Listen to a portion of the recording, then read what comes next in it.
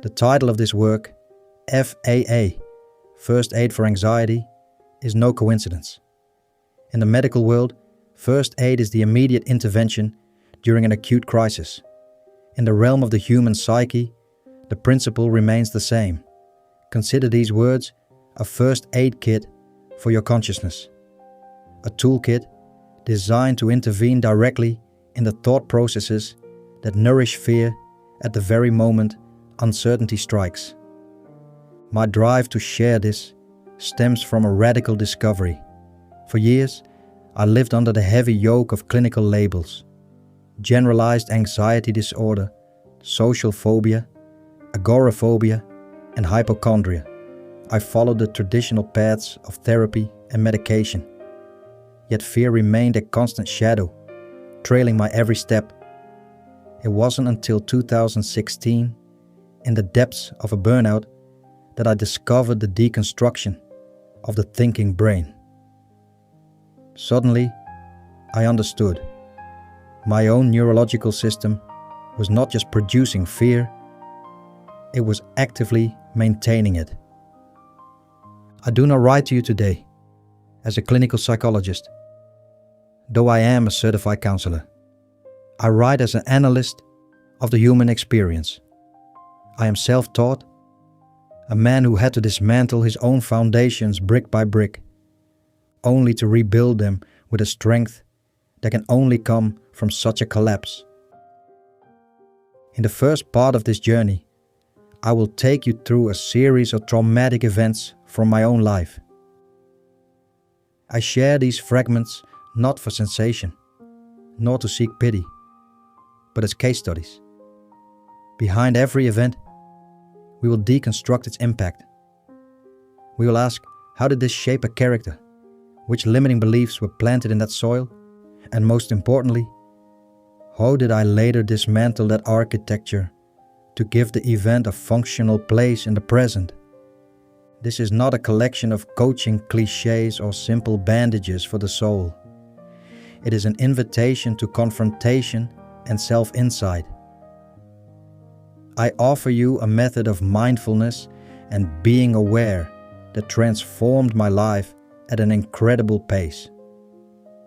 A necessary note: while this serves as a powerful instrument for self-help, it never replaces professional care for severe unprocessed trauma that completely dominates one's life.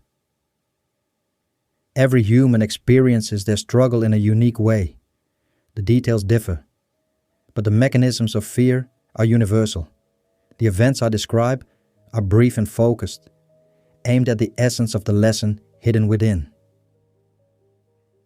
I am grateful for the people and situations of my past. They were the building materials for the man I am today. I invite you to look at my story, and by extension, your own, with the eyes of an observer. Let us begin by exposing the foundations. The fracture in reality. My life began in 1975, in a small white house in the free-spirited Ruigoord. Shortly after, we moved to Twente, where my early childhood unfolded in an apparently stable and middle-class fashion. I grew up in what I considered a solid, safe family.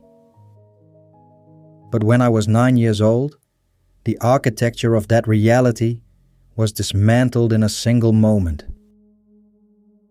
My mother showed me a photograph of a man at a shooting gallery at a fair.